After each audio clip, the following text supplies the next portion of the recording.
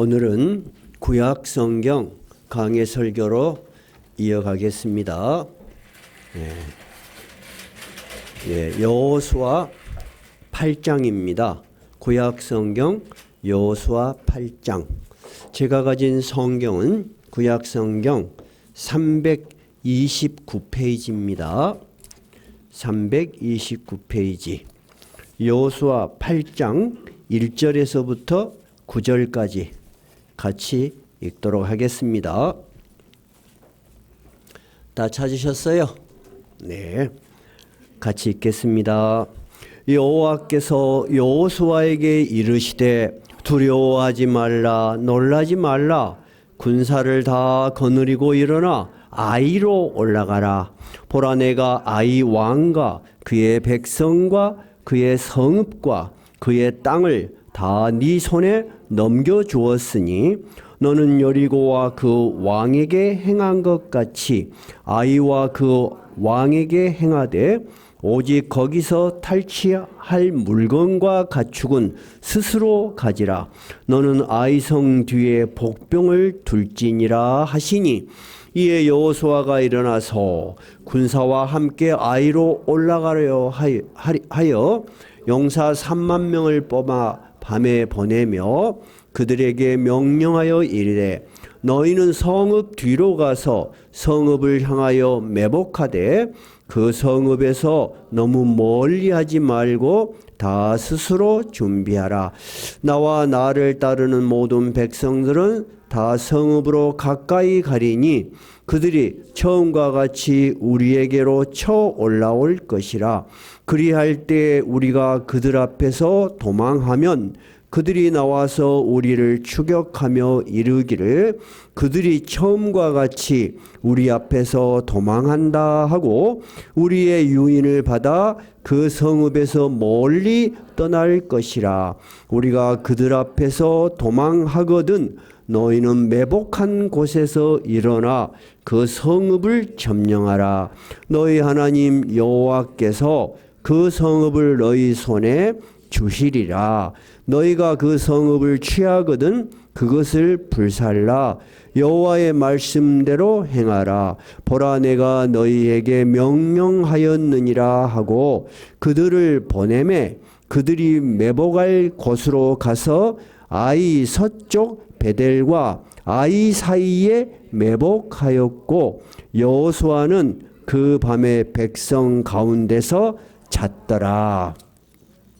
오늘 본문의 말씀은 이스라엘 백성들의 지도자 여호수아 그리고 그 군대들이 어디 성을 점령하는 시작이죠? 아이성입니다. 제가 그래서 성경 지도를 칠판에 그려놨습니다.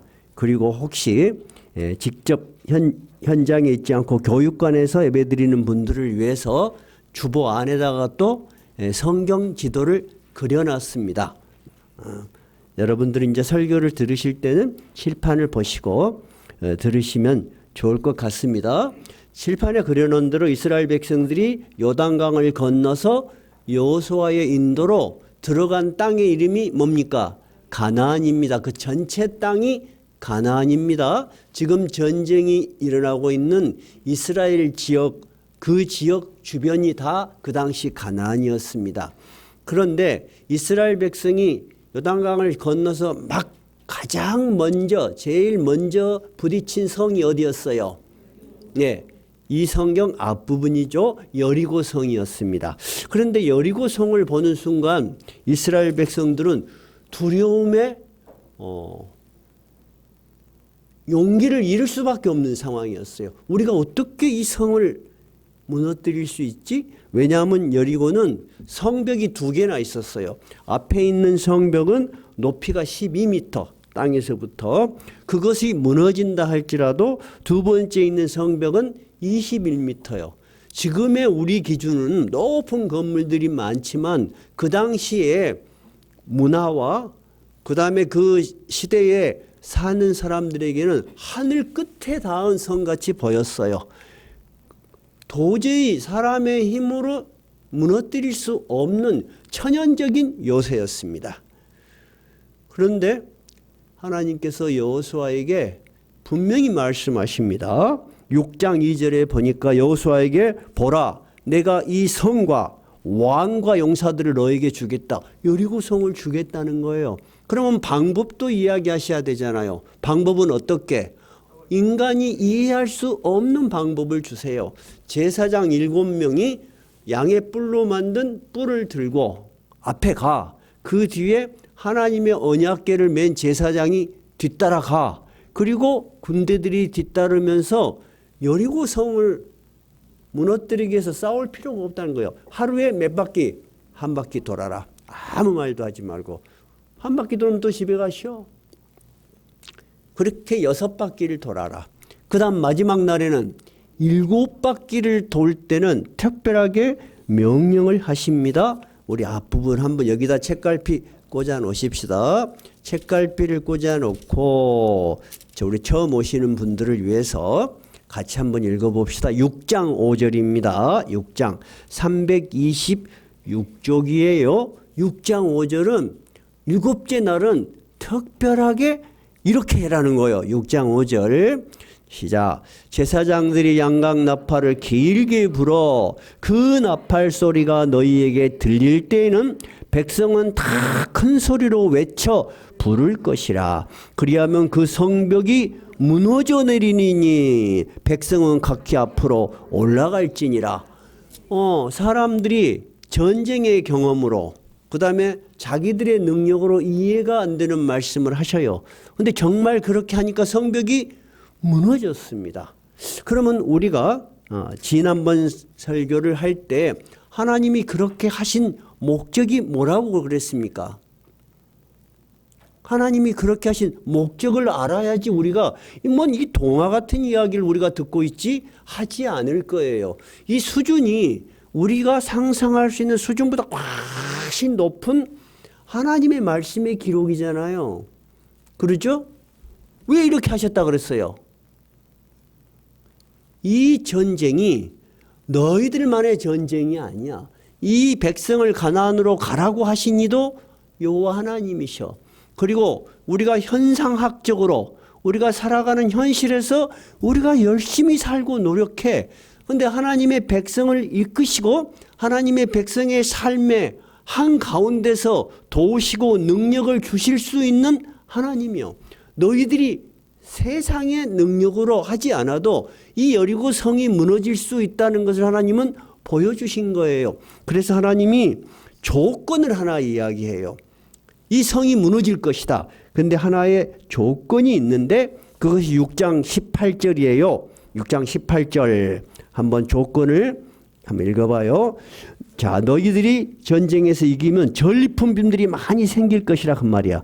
근데 그 전리품들에 대해서 너희들은 너희의 것이라고 생각해서는 안 된다 하는 이야기를 18절 해요. 시작.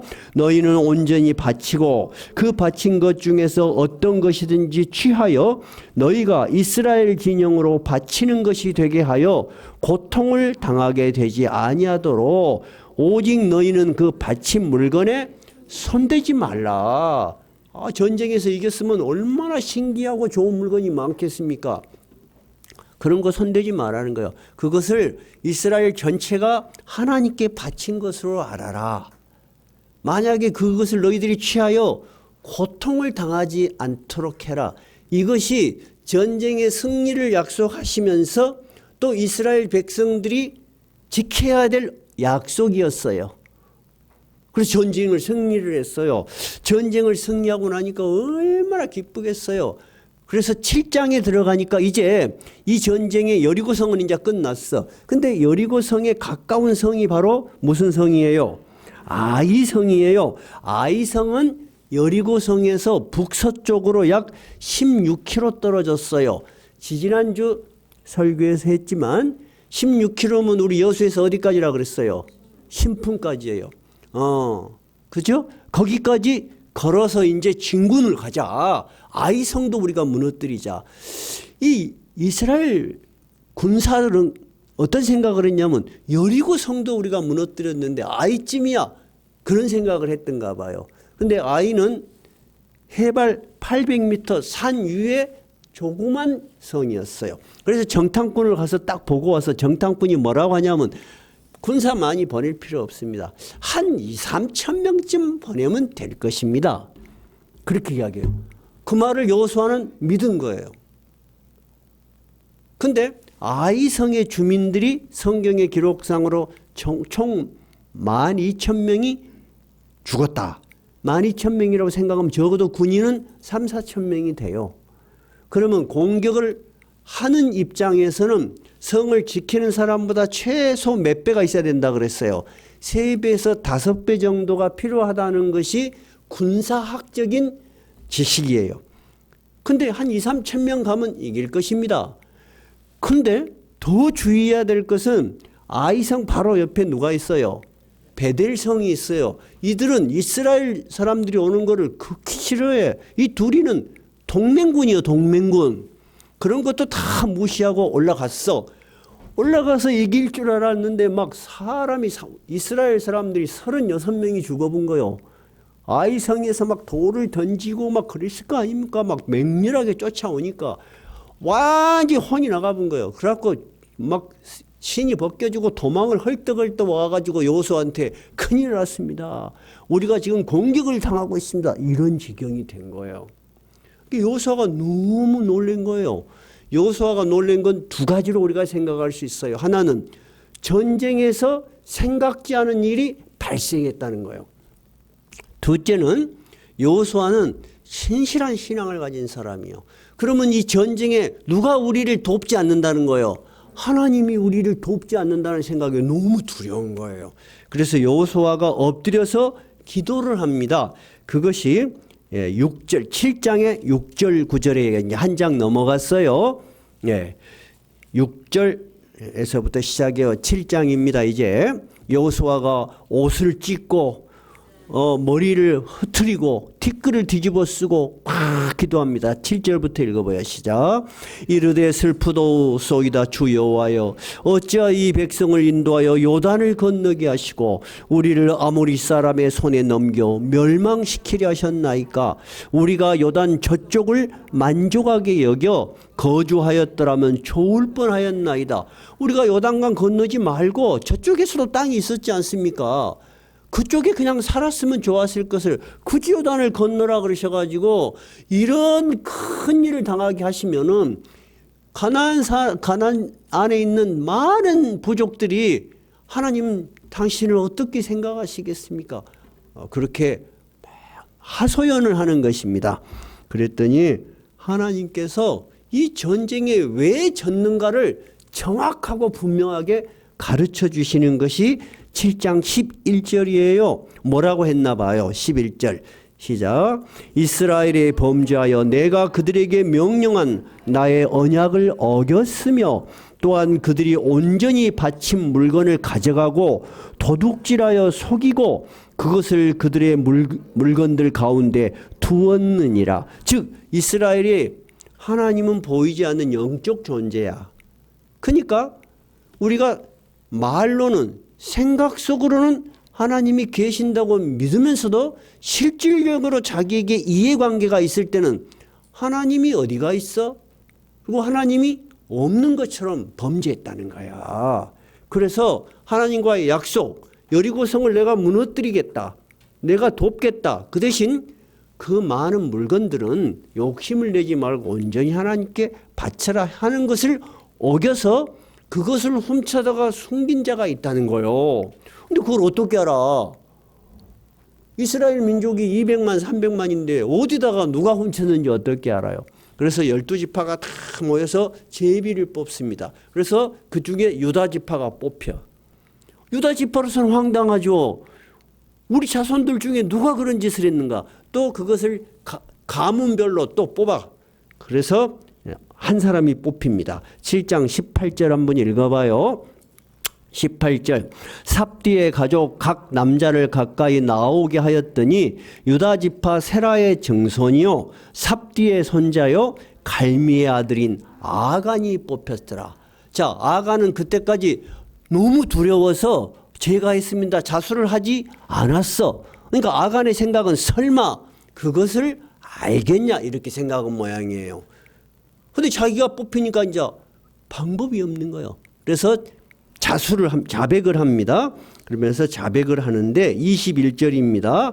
뭐라고 자백합니까? 21절 한번 읽어봐요.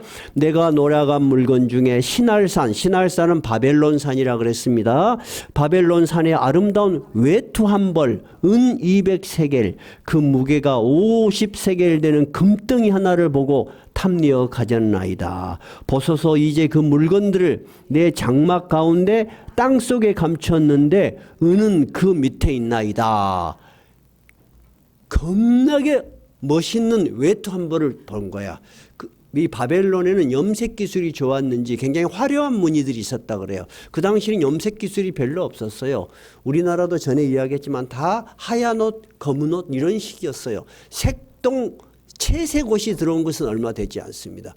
근데 그 당시는 어쩌겠습니까? 지금으로부터 한 3,400년, 300년 전 이야기입니다. 그러니까 그 멋있는 외투를 보니까 자기가 입으려고 그랬는지 마누라 주려고 그랬는지 생각이 난 거야. 은이 있는 거야. 금덩어리가 있는 거야. 우리는 그냥 근 몇 세겔 그러니까 현장감이 없다 그랬죠. 그 무게를 재가지고 지금의 금 한 동 가격으로 계산을 하니까 제가 얼마쯤 된다 그랬어요? 기억나요? 우리 교회 교인들은 욕심이 없어. 잊어버렸네. 얼마 정도 된다 그랬어요? 오메 아무도 욕심이 없었구만. 7천만 원. 여러분 그런 돈이 있었다고 생각해봐. 욕심 나겠어 안 나겠어? 나지. 나도 금 한 동 값이 그렇게 비싸진 줄 몰랐어. 저도 진짜 깜짝 놀랐어요. 야 진짜 탐나겠다. 금 덩어리였다니까. 근데 그것을 가져다가 텐트 안에서 할 거 아니에요? 텐트 안에 속에 땅을 파고 묻어놨다는 거야. 그러니까 아가는 어떤 거예요? 완전 범죄를 꿈꿨다는 거야. 아무도 모를 거라 생각했다는 거야. 근데 진짜 아무도 몰랐어. 근데 누구는 아셨어? 하나님은 아셨어. 그래서 하나님께서 나의 언약을 어기고 이런 범죄를 저질른 자가 있었다. 그래서 아가는 그의 가족, 그가 가진 물건들 다 끌고 가서 골짜기에서 사람들이 돌로 던져서 죽게 되었어요. 얼마나 큰 괴로움을 이스라엘 자손도 당하고 본인도 당했죠. 그래서 괴로움이라는 히브리어 아골 골짜기로 그 뒤로 사람들이 부르게 되었다. 그것이 제일 마지막 절입니다. 26절 한번 읽어봐요. 7장 26절 시작. 그 위에 돌무더기를 크게 쌓았더니 오늘까지 있더라. 여호와께서 그의 맹렬한 진노를 그치시니 그러므로 그곳 이름 오늘까지 아골 골짜기라 부르더라. 이렇게 되었습니다.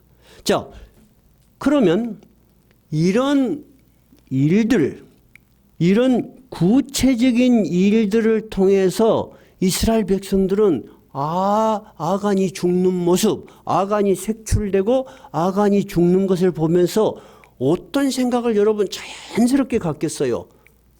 하나님은 진짜 눈에도 보이지 않지만 여호수아가 무엇을 이야기하고 듣고서 이야기를 하면은 여리고 성이 무너졌지만 이스라엘 백성들은 그것을 생생하게 못 느낄 수도 있어요. 우리가 어렸을 때부터 신앙생활을 하지만 우리에게 이루어지는 일들에 대해서 하나님께서 우리를 여기까지 인도하셨다. 나를 이렇게 보호하시고 나의 삶을 여기까지 인도하셨다는 분명한 믿음이 있어요? 우리도 흐릿합니다. 그러다가 언제 그런 일들이 다시 떠오르죠? 내가 고난을 당하거나 어떤 분명한 일들을 경험할 때 또 그렇게 하세요. 그런 것이 기억이 나요. 그죠? 그러니까 이스라엘 백성들도 하나님께서는 우리의 작은 일도 다 알고 계시는 진짜 살아계시는 분이구나 하는 걸 느꼈고, 둘째는 아이성에 올라갔다 어찌 되세요? 혼쭐이 났죠. 아무리 작은 전쟁도 하나님 없이는 우리가 이길 수 없구나 하는 것을 생생하게 경험했어요. 신앙이라는 것은 두 가지로 우리에게 와요. 하나는 가르침을 통해서. 그럴 때는 생생한 경험은 아니지만 지식적으로 받아들이죠. 우리도 그래서 뭘 배우면 신앙에 대해서 배우면 많이 배운 것으로 알아. 근데 그것 갖고는 여러분 이 세상을 살아갈 때 택도 없어요. 왜 그러냐면 현실은 우리가 배운 것보다도 다 다이나믹하고 더 무섭고 더 현실적이고 더 분명하기 때문에 그런 거예요. 다 자빠져요. 다 자빠져. 목회자는 안 자빠져요? 목회자도 자빠져요. 그 큰 교회 목사님들이 쉽게 말해서 평생을 고생하라고 살 수 있게끔 해놓고도 시험에 들어서 온 매스컴에 올라서 다시는 얼굴도 못 들 그런 상황이 되는 일들이 너무 많지 않습니까? 우리는 그런 것만 보고 기독교를 비판하는데 세상 사람들은 비판할 수 있지만 우리는 비판 이전에 어떻게 이해를 해야 돼요? 하나님은 지금도 살아계신다는 거예요. 우리 안에 계시고 우리 예배를 받으시고 우리의 삶을 아신다는 거예요. 이런 믿음이 회복된 거예요. 이스라엘 백성도. 그래서 하나님께서는 이스라엘 백성들의 믿음을 회복시키시고 오늘 본문 8장 1절로 들어가는 거예요. 그래서 이 전쟁에서 지고 이스라엘 백성 중에서 이런 범죄를 저지른 사람이 있었다는 그런 엄청난 수치심으로 두려움에 쌓이고 용기를 잃은 여호수아에게 여호와께서 다시 용기를 주십니다. 8장 1절 읽어봐요. 여호와께서 여호수아에게 이르시되 두려워하지 말라 놀라지 말라 군사를 다 거느리고 일어나 아이로 올라가라. 그 말이 무슨 말이죠? 내가 너희들과 다시 함께 하겠다. 너희 중에 죄를 제거하고 너희들이 다시 나에 대한 믿음이 회복되었으므로 내가 너희와 다시 함께 할 것이다. 여호수아야, 이제 네가 인생에 졌던 이 경험을, 이 쓰라린 경험을 잊어버리고 다시 일어서라 하는 거예요. 그죠? 다시 일어서서 어떻게 해라? 아이로 올라가라. 그리고 내가 아이 왕과 그의 백성과 성읍과 땅을 다 네 손에 넘겨주겠다. 그런데 아까 여리고 성을 주실 때하고는 너무나 다른 두 개의 명령을 내려. 아까하고는 너무 달라. 자, 어떤 것이 그리 다른가요, 여러분? 이번에는 전리품들을 가져가라는 거예요. 그러면 아까 여리고성에서 가져가지 말라고 했던 건 뭐예요? 하나님의 특별한 계획이 있었다는 거예요. 너희들이 전적으로 이것을 다 드린다는 것은 하나님을 인정한다는 거잖아. 그죠? 너희들이 전쟁의 시작을 하나님께 온전히 드린다. 이 전쟁을 우리를 승리로 이끄실 분 하나님이라고 믿는 믿음을 보여라는 거야. 그러면 내가 이 가나안 땅을 너희에게 주겠다. 이 약속을 이룰 것이다 하는 거예요. 근데 그 약속을 어긴 사람이 누구요? 이스라엘 백성 중에 한 사람이죠. 만약 이것을 가만히 놔두면 어떻게 될까요? 그러면 아간 혼자 이 범죄를 저질렀을까요? 그의 가족도 저질렀을까요? 가족도 도왔겠죠? 땅을 혼자 팠겠어? 같이 했겠지. 그러면서 원래 범인들이 죄를 질 때는 꼭 공범을 하나 만들어 죄책감이 있으니까 이거 어쩔까? 그래. 그랬을 거예요 아마. 그러면 그 이야기가 그들 가족만 있을까요? 점점 퍼질까요? 퍼지게 돼 있어요. 그럼 이스라엘 전체 내에서 하나님이 살아계신다고 하면은 속으로 어떻게 뭐이 살아계시죠? 어떤 명령을 내려도 안 들어. 하나님은 이 범죄가 누룩처럼 퍼질 것을 아신 거예요. 그래서 아이성을 할 때는 이제 여리고성은 그런 목적으로 내가 했지만 아이성에서 얻은 전리품들은 너희들이 가져가라는 거예요. 두 번째, 여리고성하고는 너무 다른 게 뭐예요? 예, 철저하게 전쟁 전략을 짜라는 거예요. 아까 여리고성은 아무것도 하지 마라 그랬잖아요. 자, 그 뒤에는 성경이 길어서 제가 여러분들 스스로 집에서 읽어보시기로 하고 제가 간단하게 전략을 말씀드릴게요. 첫째는 하나님께서 특이하게 여호수아에게 하나의 지혜를 주십니다. 어떤 지혜를 주냐? 2장 끝을머리에 한번 봐봐요. 2장 끝을머리에 8장 2절 끝머리에 너는 아이성 뒤에 복병을 둘지니라. 아까 여리고성은 아무것도 하지 마라 그랬거든. 근데 이번에는 복병을 두래요. 근데 여호수아는 전쟁을 실제로 모세 부관으로서 많이 한 사람이에요. 그러니까 하나님께서 전략을 가르쳐 주신 걸로 이해를 한 거예요. 그래서 이 복병을 뒤에 두는 것을 기점으로 전략을 짭니다. 첫째는 매복작전입니다. 매복작전. 매복이 뭐예요? 여자분들은 좀 익숙지 않죠? 그러다 이해는 하실 거예요. 숨어 있는 거예요. 매복작전. 3만 명을 뽑아서 이 아이성하고 베델 사이에 숨겨놓습니다. 이 사이에. 여러분의 주보에 있는 지도는 두 성이 나란히 있는데 약간 떨어져 있습니다. 이렇게 이 사이에 딱 3만 명이 숨어 있습니다. 그런데 왜 그쪽에 숨어 있기가 좋냐면 아이성하고 베델 사이에는 높은 돌산들이 있고 높은 바위들이 있어서 매복하기 쉬워. 딱 숨어 있는 거예요. 미리. 두 번째는 유인작전입니다. 자, 아이성 사람들은 이스라엘 백성들이 자기들 앞에서 도망가는 걸 보고 이제 기세가 등등할 거예요. 그래서 여호수아가 군인들을 이끌고 가니까 어떻게 아이성 사람들이 문을 열고 또 치러 나오는 거예요. 그러니까 여호수아와 그의 백성들이 막 도망가는 거야. 군인들이 도망을 가니까 막 더 좋다고 와. 아이성 사람만 오는가 아니라 베델 사람들까지 막 완전히 막 이제 이번은 이제 틀림없이 저 장수의 지도자가 나왔다는 거야. 저놈 잡아 죽이면 된다 생각한 거예요. 그래서 이번에는 유인 작전을 해요. 그런데 8장 18절에 한번 봐봐요. 8장 18절 읽어보세요. 여호와께서 여호수아에게 이르시되 네 손에 잡은 단창을 들어 아이를 가리키라. 내가 이 성읍을 네 손에 넘겨주리라. 여호수아가 그의 손에 잡은 단창을 들어 그 성읍을 가리키니. 창이 두 개가 있습니다. 짧은 창이 있고 긴 창이 있어요. 근데 그때는 짧은 창이 여호수아가 들고 있었어요. 짧은 창을 여호수아야 도망가다가 어느 시점에서 멈춰서서 네가 든 단창을 들어서 아이성을 다 가르쳐라는 거예요. 그러면 그때부터 전세가 바뀌어. 그래서 군사학적으로 보면은 그러면 매복되어 있는 사람들이 네 단창을 보고 그때 비어있는 성으로 공격을 할 거야. 그러면 그거를 보고 아이성의 군인들이 매우 당황하는 거야. 막 불을 지르고 성이 비어있는데 갑자기 어디서 나타났는지 성에 불이 붙고 그러니까 얼마나 놀리겠어요. 우리가 당했다 생각할 거 아니에요. 그럴 때 여호수아 군대가 쫓겨가던 군대가 돌아서는 거예요. 돌아서서 공격을 하는 거예요.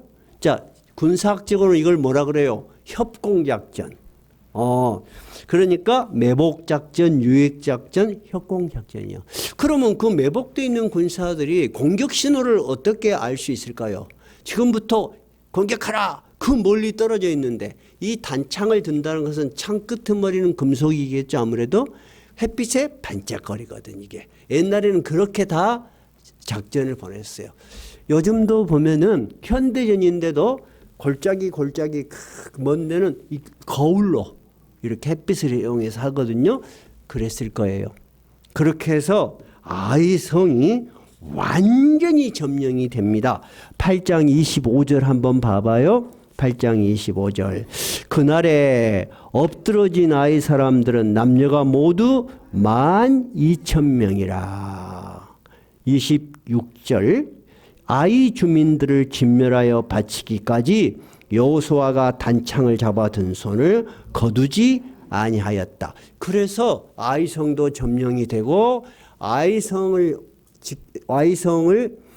지도하던 왕도 붙잡았다가 나무에 매달았다. 저녁에 죽이서 땅에 돌 무더기로 쌌습니다. 마지막 절 29절 시작. 그가 또 아이 왕을 저녁 때까지 나무에 달았다가 해질 때에 명령하여 그의 시체를 나무에서 내려 그 성문옥 위에 던지고 그 위에 돌로 큰 무더기를 쌓았더니 그것이 오늘까지 있더라.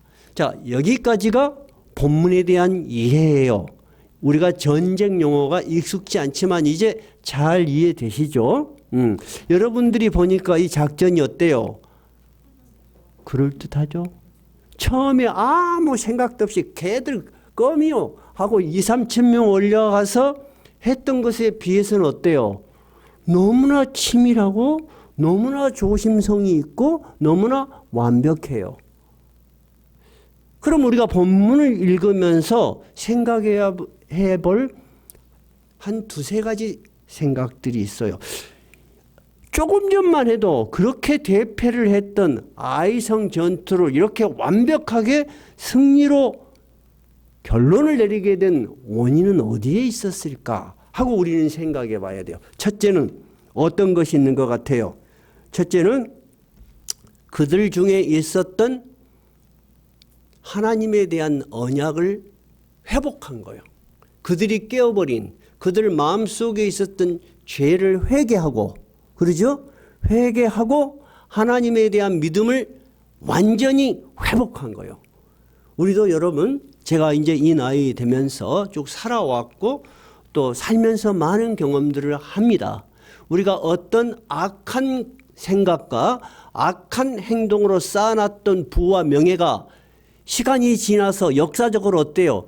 다시 완전히 무너지는 것을 우리는 한국의 현대사에서 너무 생생하게 보고 있지 않습니까? 이스라엘 백성은 여러분 신앙의 공동체잖아요. 하나님이 그 당시에는 직접 이끄셨죠?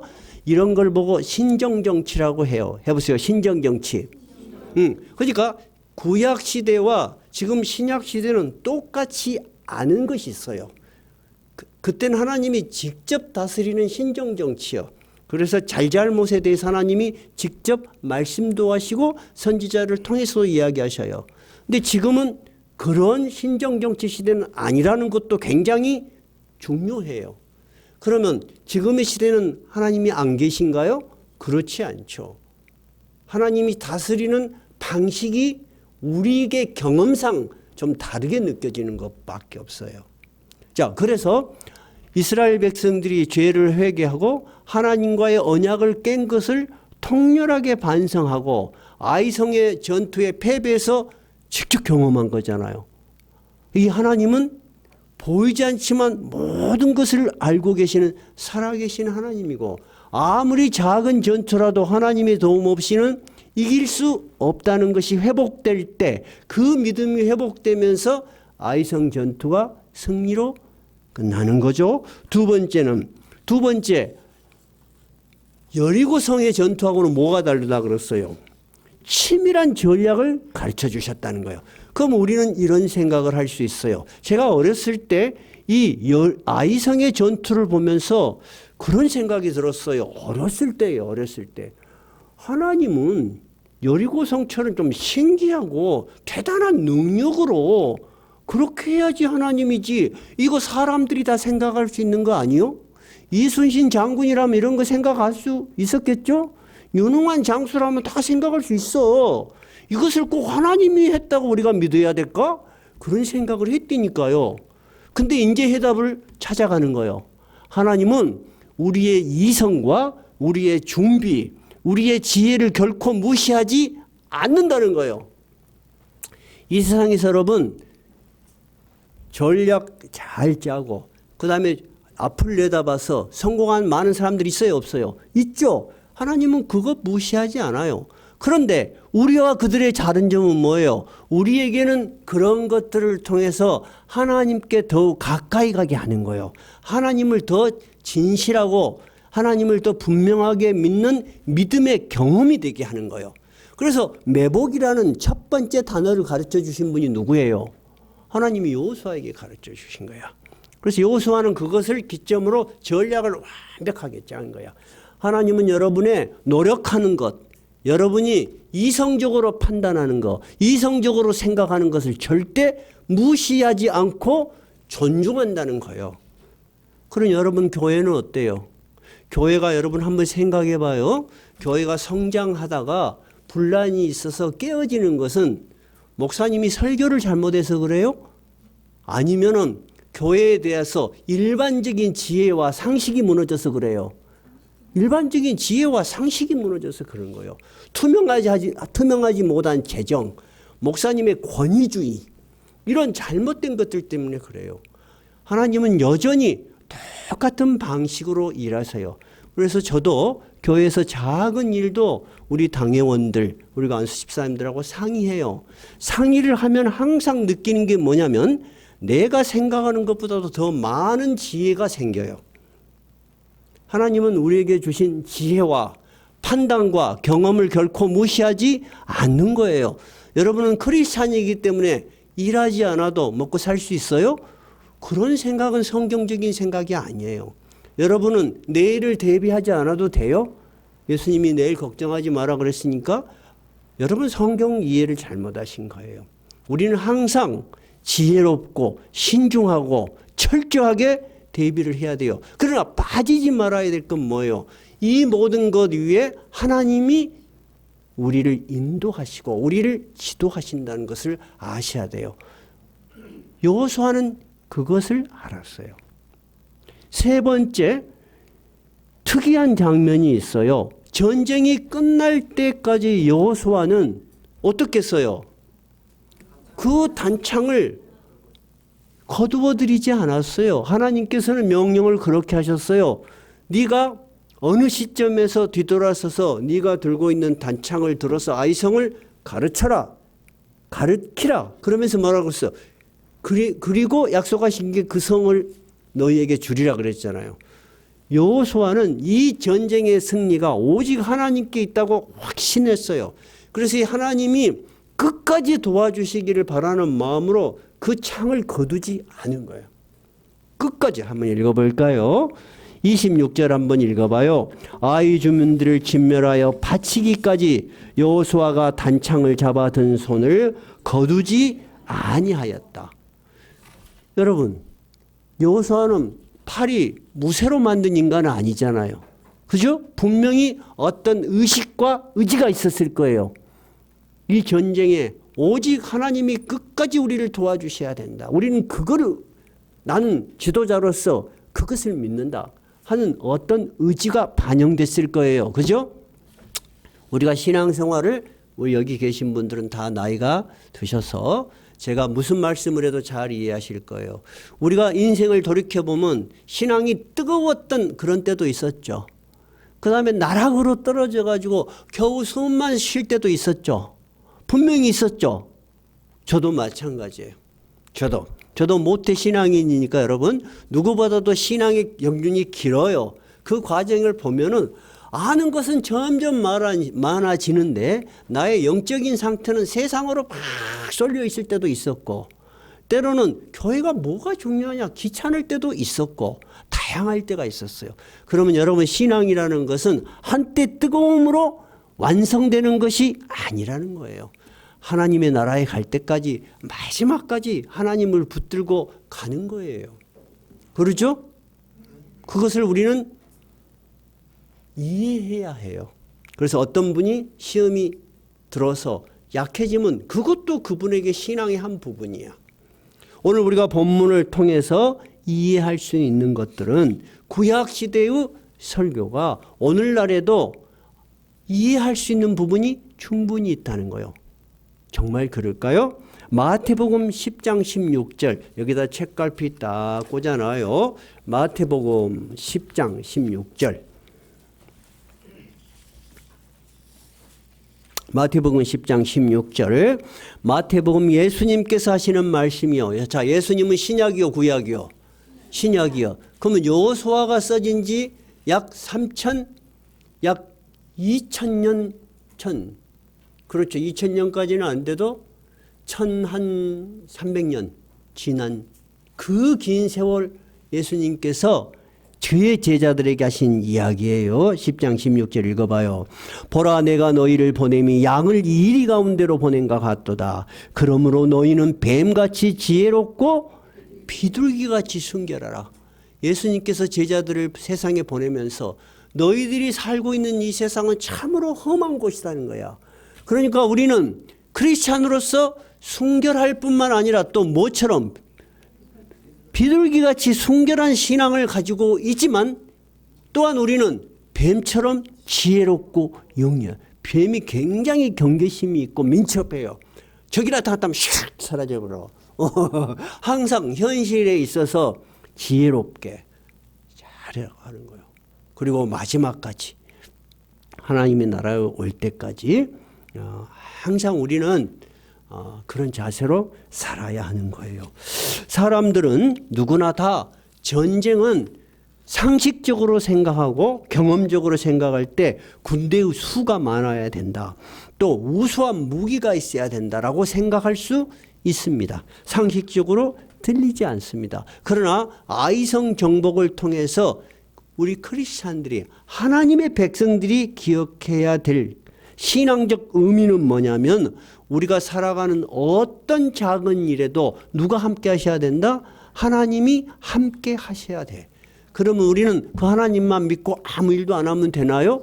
그건 아니죠. 이번에 아이성은 하나님께서 어때요? 철저한 전략을 세우는데 함께 하신 거예요. 우리는 우리의 일을 다 하면서도 늘 그 어떤 과정에서도 하나님과 함께하는 믿음의 자세를 잃지 않아야 돼요.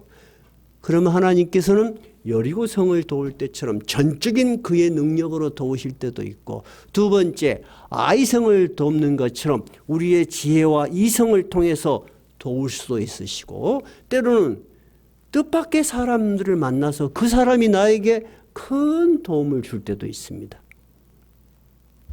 여러분, 그것이 하나님이 우리를 돕는 다양한 방식이에요. 충분히 이해되시죠? 심지어 하나님은 어떻게 나를 돕냐? 나의 고난. 내가 왜 이 고난을 당하지? 나의 실패. 다시는 일어설 수 없을 것 같은 실패를 통해서 하나님은 나를 새롭게 하셔요. 저는 이런 것들을 생생하게 경험했습니다. 절대 우리가 하나님 믿음을 변치 않으면 하나님은 언제나 우리에게 선한 길을 인도하시기 위해서 내 인생에 일어난 많은 일들을 하나님은 이용하시고 하나님은 활용하시는 분이세요. 그래서 저는 저희 가족이 됐든 제 개인이 됐든 어떤 어려운 일이 생기면, 분명히 어려운 일이 생기면 여호수아처럼 두렵고 좌절되기 쉽죠. 그런데 하나님께서 여호수아에게 다시 일어나라고 하잖아요. 두려워하지 말라. 놀라지 말고 다시 일어나 아이로 올라가라 하잖아요. 하나님은 항상 우리에게 선한 길을 준비하시는 분이고 우리를 일으키시는 분이에요. 이 믿음이 바로 아이성을 통해서 우리에게 주시는 신앙적 의미입니다. 이 믿음이 여러분의 믿음이 되시기 바랍니다. 찬송가 545장입니다.